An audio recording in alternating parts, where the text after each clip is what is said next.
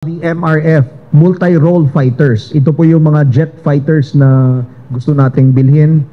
Wala pa hong final decision on what MRFs we are going to buy, but definitely the President has already approved that intention to buy MRFs. As to which one, wala pa hong decision.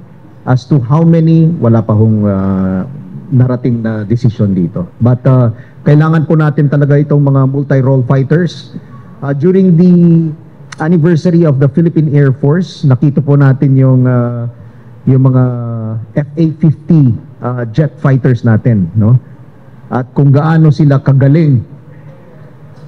Pero kulang pa ho ito para madepensahan natin yung ating bansa. So we need to get more of this. Jet fighters and multi-role fighters.